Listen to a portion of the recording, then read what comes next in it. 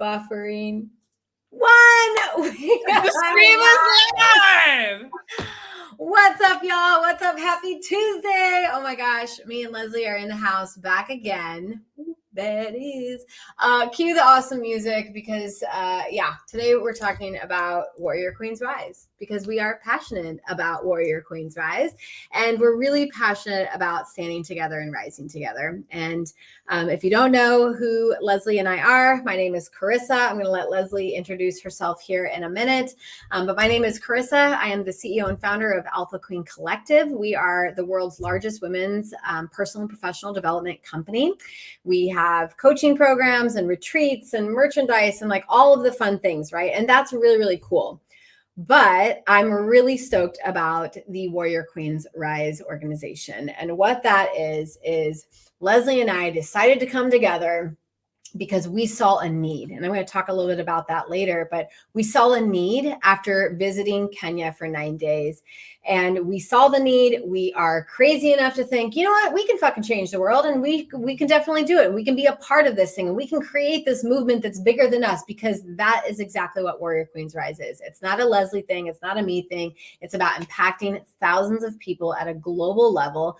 And together we know that we are stronger together, right? Like women will always be stronger together than apart. So that's who I am in a nutshell. Leslie, take it away. Who are you, girl? I always get goosebumps when you go first and do your introduction. What's up, everybody? My name is Leslie Liu, and I'm the founder of Reclaiming Your Courage. And I'm a women's self-defense coach. And what I really do is I help women, families, and marginalized communities really stand in their power and reclaim their voice through a very holistic approach to self-defense. So I teach you how to protect yourself mentally, physically, emotionally, and energetically. So you won't meet anyone else who will kind of combine all those things. So really, really geared on empowerment. But I co-founded Warrior Queens Rise with Carissa. There is no Warrior Queens Rise without her, and vice versa. It just isn't, right? Like I wouldn't do it with anyone else. Just because our hearts are in the right place and we did see a need. And this isn't a situation where we decided to just like do it because it was like Instagram worthy. We did it because it was an eye opener for us. And so we have a big feat ahead of us. And so it doesn't happen with just her and I. It takes an entire community. It takes a global world to really support us. So that's why we're here today. Yeah. And you guys, if you're watching this, if you're catching it live, obviously let us know. Leslie and I love the comments, so feel free to just stream them in, drop them in. We'll answer any questions. We would love to. So if you do have questions about what Warrior Queens Rise is all about the Stand Together, Rise Together speaking tour, or about, Ruby Cups and how you can donate and how you can get involved, like feel free to drop those comments below. We're happy to respond back to you. But before we kind of dive into an important topic today, I want to just kind of talk about the tour and if that's okay, Leslie, I want to talk about the tour and the impact that we're going to leave for it, not only the first time, but the second go around. So the Stand Together, Rise Together speaking tour, it's a keynote and humanitarian speaking tour. And yes, it's presented by the co-founders, Leslie and I, of Warrior Queens Rise, but it's not just us thing. Leslie mentioned that, right? It does take a village, and we understand that our expertise and our knowledge is only like 1% of what is available out to these young women and teens. So we've put together a speaking tour. It's phenomenal. We cannot wait. We're going back to Kenya in September. And we are bringing 7 incredible inspirational speakers with us because we know that each speaker brings a skill set, an expertise, and a voice, and they bring their stories of empowerment. And it's really important for these young teens and these women to hear these types of stories because they've realized that, wow, if she can do it, I can do it. And there's power in that, right? I think Leslie would agree, right? Like there's power in seeing a woman, seeing someone who maybe these people view us as like, oh, they're coming in, they're just these motivational speakers. Like they honestly think that our lives are so freaking peachy here in the US.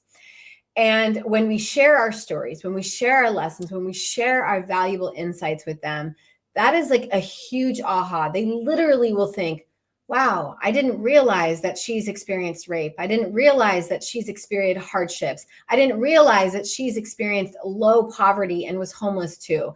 And when we share our stories, we can truly start to show these teens and these women that, yes, if I can get out of the darkest of my days, then so can they. And that they're not alone on the journey, and that there is a solution out there. There's a sustainable solution.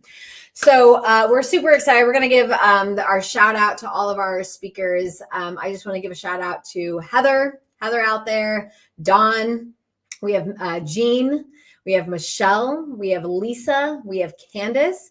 We have our amazing ambassador, Dominic, joining us. I'm excited for all of these amazing speakers. I didn't miss anyone, did I, Leslie? No. Okay. I like that. I know that wasn't in the plan to talk about, but like, I just wanted to give out our incredible speakers a shout out. They are out, raising funds. They are getting the word out about this mission too. And it's really, really important just to highlight they're just badass, right? They saw an opportunity to not only speak, but also to give their time and to truly step into being a humanitarian on a global level. So yeah, I know we want to talk about humanitarian work because listen, guys, when we came back from Kenya last year, we got hit up in the DMs all day long, right? They saw us donate and give. And all of a sudden, Leslie and I were getting DMs, and I'm sure so many other speakers were too, but we were getting the DMs of like, hey, I need support here. Hey, I need support here. So I'm going to let Leslie kind of talk about what really humanitarian work is and how and the type of role that we're going to play when we go back to Kenya. Yeah. I like to call this humanitarianism does not equate to being ATM machines. I'm going to be very real about this. So by definition, what is humanitarian work? It's philanthropy. It's having a concern for the welfare and the well-being of other people. And it's you acknowledging their suffering. And it is about you collectively, energetically putting efforts into pouring resources into the underserved. Okay? Does money play a role in these factors? Sure, it's important. But I want to make it real clear that that is not all that humanitarian work is, because there are definitely billionaires that do great humanitarian work, but there's the unsung heroes of people who are doing humanitarian work that don't do it for a penny, right? So Chris is right. Every day we get messages and it's overwhelming. It's overwhelming because there is such a strong need. And hospital bills, basic needs, all this stuff. And it's not that we don't have a heart for that. Mm-hmm. Okay. Like it's not. But at a certain point, we have to focus on our mission. And really what our mission with Warrior Queens Rise is creating something long-term and sustainable to impact generations to come. So if I give you some cash, you are just going to run into the same problem next month, right? And that's the hardest thing to do when you're someone who's so nurturing and caring. You want to give cash, of course. But what we're really trying to point out here is that we are focused on empowering people through providing skill sets so that they can create their own businesses, teaching them what create successful businesses. If they don't want to be entrepreneurs, then how can we help develop skills in trades where they can make money? Mm-hmm. We're not pushing this narrative of you have to be an entrepreneur. It's really like what is going to help things at a greater level. So giving out cash makes you feel great in the moment, but you can burn through cash. And so I would say that's probably one of the most hardest things to withstand is, of course, everyone could use more money, but the true way to empower you in our perspective is we've got to teach you skills, right? So then you can go provide or you can go get the job or whatever. And an example of that would be is we are going to be visiting a rape and rehabilitation center. Mm-hmm. Okay. So there are girls that have been taken advantage of by elders as young as age 3 and are pregnant as a result of these rapes. Okay. Mhm. One of the things that is very easy is someone can give us a list and say, here's all of our needs. Here's a laundry list of stuff that we need.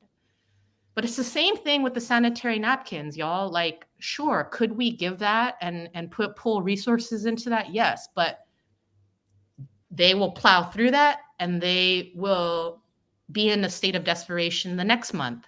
So Chris and I, one of the things we brainstorm is like, what else could we really do? We could help them, show them how to plant seeds, how to plant vegetables so that they can consume them, so that they could have their own fruit or vegetable stands, you know, something that's beautiful and something that's an actual tangible skill. Yeah.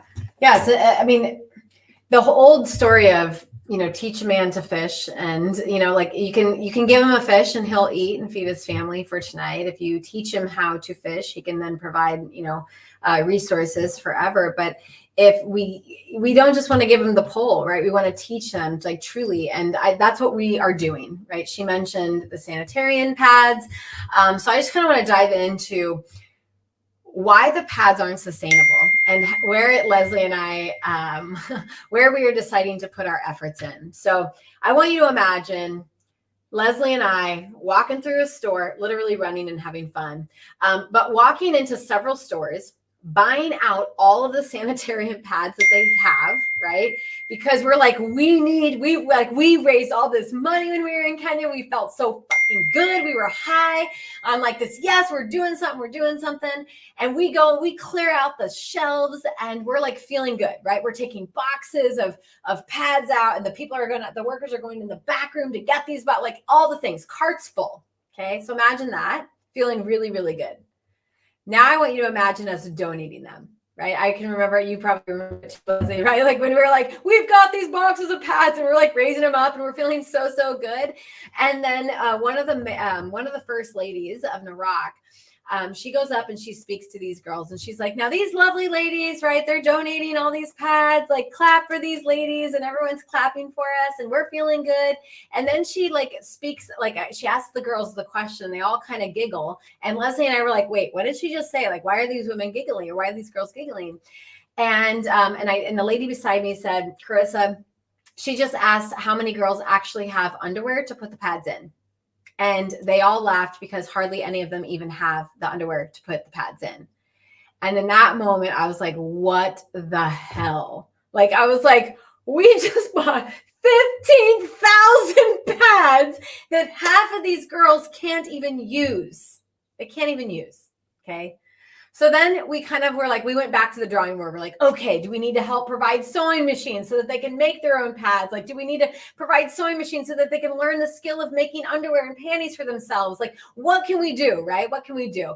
Well, then we met a wonderful lady, and she is one of the, I think, the founders of Ruby Cups, or at least the CEO of Ruby Cups. So we're really excited to announce our partnership with Ruby Cups.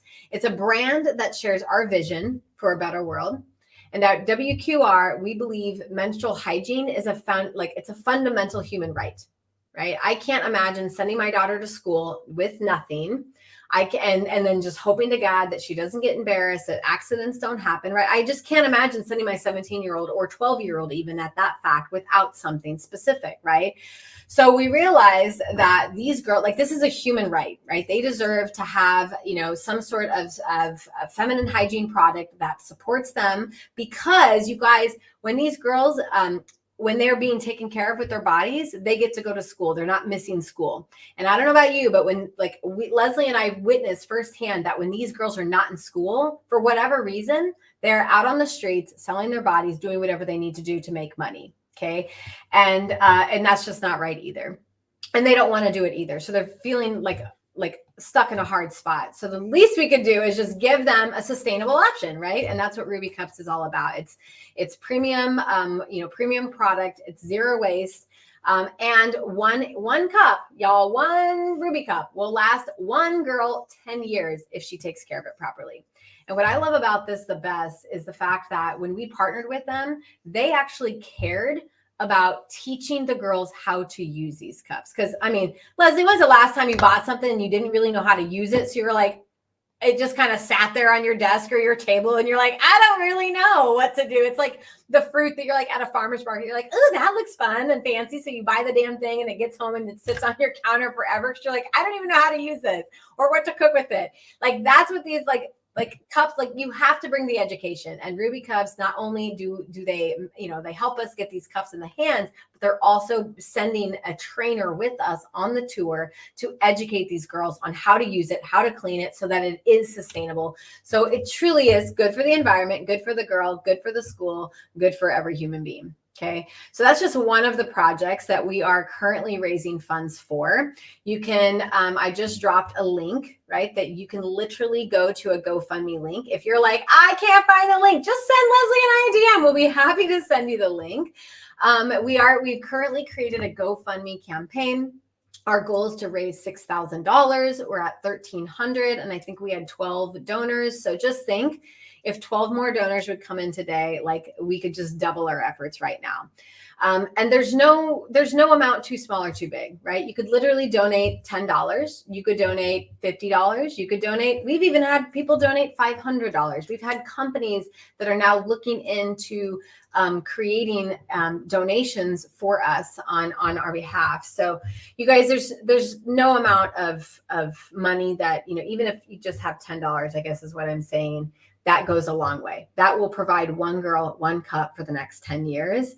And more importantly, that includes her education now, and that includes her safety. So that's just one of the projects we're working to raise money for. We have up until August 15th to raise as much funds as we can before we have to put in our order. So I would absolutely, call you forward, all you leaders, all you heart-led entrepreneurs, all you women and men watching this video or know someone who's been impacted, or who could benefit, please send them the link. We would love for you to just even share this video. We want you to just help us bust our luggages, y'all. Like, give us the problem of not having space to put it in the trunk. Like, let us get a second bus. Yeah. Help us bust our suitcases. And we're being modest here, but we also partnered with Ruby Cups because they have a buy one, give one model. So you donating that $20, it's not just one girl's access to the cup and the education, it's potentially two.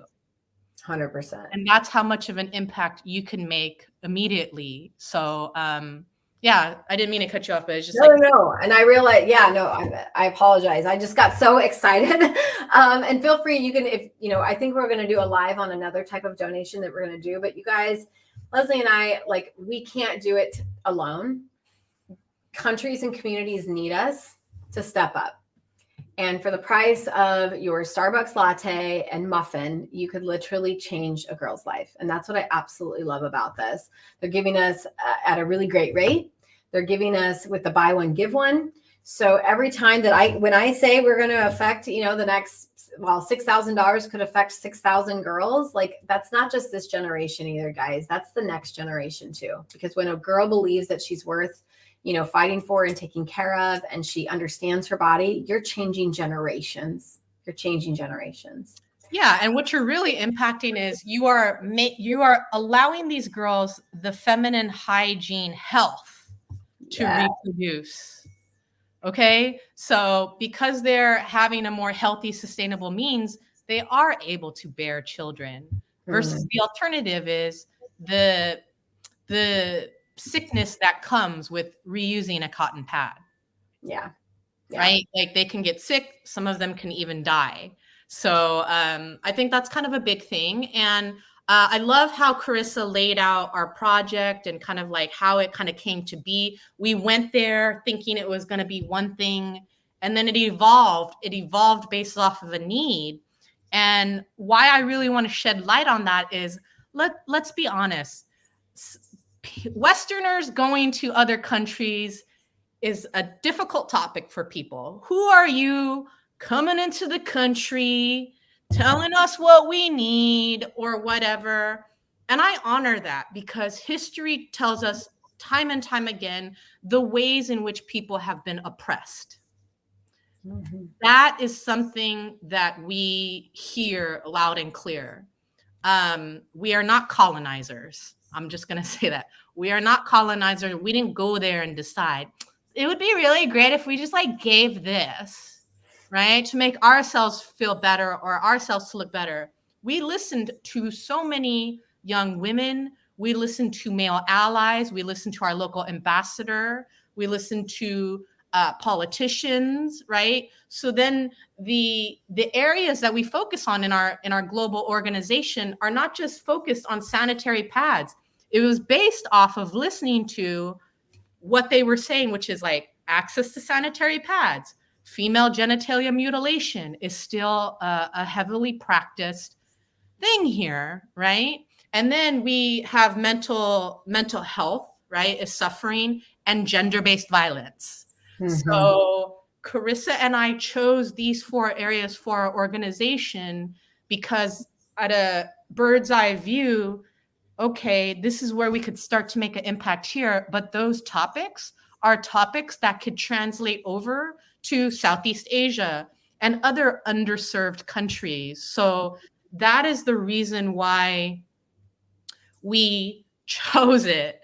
Because I tell you this much, that when we start talking about gender-based violence and women getting assaulted by husbands and getting murdered in Kenya and in Asia or whatever, like, I feel very strongly about it. And I know that Carissa does too. But I think that these aren't things that we just decided.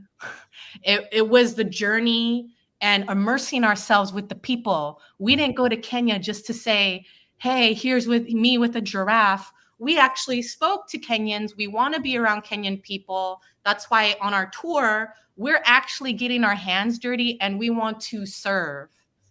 There's a difference between marketing serving and humanitarian work and actually doing the humanitarian work. So we are going to be sitting, eating, cooking, building with the people. So I've been getting all my biceps in. It's because I know I'll be like having to help lift these roofs and the boards and all the things. And we love that, y'all. We love that. We go not just to speak and inspire. Obviously, that feels really good, right? That's like that. That's what a lot of the majority of people go there for, is to like speak and feel good. But when you know you're called for something more and you have the freaking kahunas to say, you know what, let's do this. Let's do it. Let's make something, let's turn this into something bigger, because it isn't about us.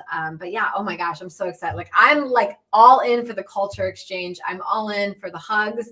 I mean, Leslie, oh my gosh, in like 3 months or so, we're going to get those hugs and the smiles and the tears. And it's tears of joy, right? Tears of joy. So yes, I just want to quickly, before we end today, guys, I want to actually shout out the people and who have donated, if that's okay, because like they deserve to be recognized, right? These leaders and these women deserve to be recognized. So I don't know all of you. I apologize if I butcher any names, but Darla, $200. Darla. Woo, Darla. Yes, Darla, $200. You just helped 200 girls' lives. So how does that feel, right? Petra Vega. Yeah, my girl, Petra. Yes, Petra's in the house. Cynthia Lou, $100 in the house. Come on. Laura Brewer. Oh my goodness, Laura Brewer, $500. Oh my God, like literally 500 girls are all gonna like have cups because of you. I love that. Mary Jean, MJ, $50. Whoop whoop. Danica, 30. Carla, 50. Like, it doesn't matter if it's 1,000 or like 20 or 10. You guys, we celebrate you, we honor you, we want to thank you. And there was about a couple of other anonymous donators, that came in. So thank you. Keep pouring these donations in, guys. We've dropped the link, but if you need the link, feel free to just drop us a DM, send something in the chat even below that's just like, hey, give me the link. How can I share? How can I get involved? Leslie and I will make sure that we get you everything that you do. Any final words, Leslie? Yeah. I mean, if you kind of have this tendency like I do, where you're like, man, I wish I could do so much more. Y'all, really, $10 or $20 is it. But even if you can't do that, please share our GoFundMe and any of our reels and stuff like that. And I truly mean that because we live in hard times, right? Like our feeds are stuffed with really, really gut wrenching, hard news. So I feel like the importance of spreading this is really a message of like care and kindness to another human being. So let's jack up the algorithms with empowerment and support and care.